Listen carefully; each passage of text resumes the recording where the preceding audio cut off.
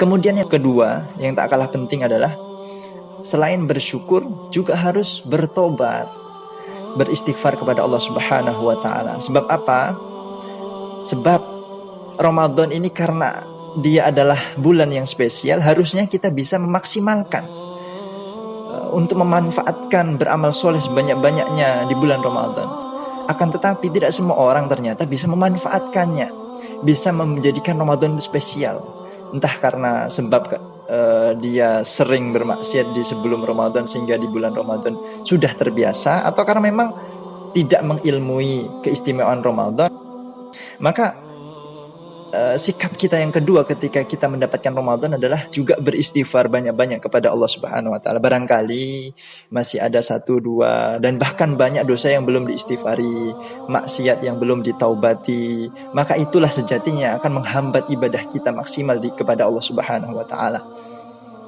Berapa banyak orang yang sehat raganya, badannya kekar, badannya berotot, namun untuk mengangkat selimut ketika subuh hari saja tidak kuat. Ya, badannya bugar, badannya sehat, bahkan binaragawan mungkin ya.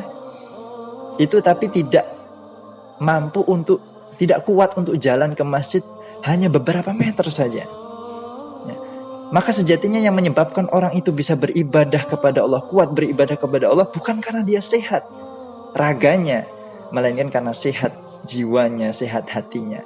Maka dosa ini adalah bisa membuat sakit jiwa tersebut, membuat sakit hati tersebut.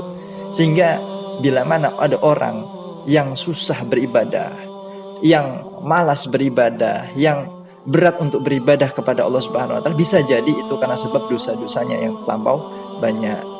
Maka sejatinya orang sehat itu adalah orang yang hatinya sehat, bukan yang raganya sehat. Maka yang kemudian harus kita lakukan adalah beristighfar.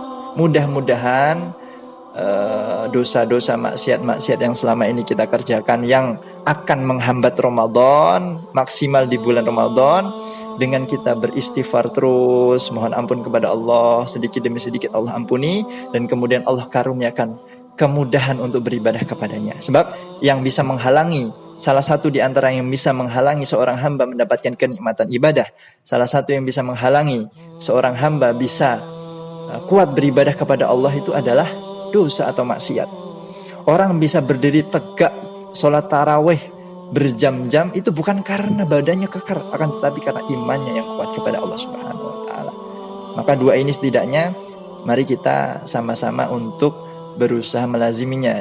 Yang belum bersyukur, syukuri alhamdulillah dengan nikmat yang luar biasa itu Ramadan. Kemudian kita banyak-banyak istighfar. Mudah-mudahan dengan istighfar ini Allah beri ampunan kepada kita dan kita dipermudah untuk memaksimalkan bulan Ramadan. Sebab Ramadan itu hanyalah hitungan hari, hitungan menit, hitungan detik, tidak sampai bertahun-tahun, akan tetapi hanya beberapa hari saja Allah ingatkan.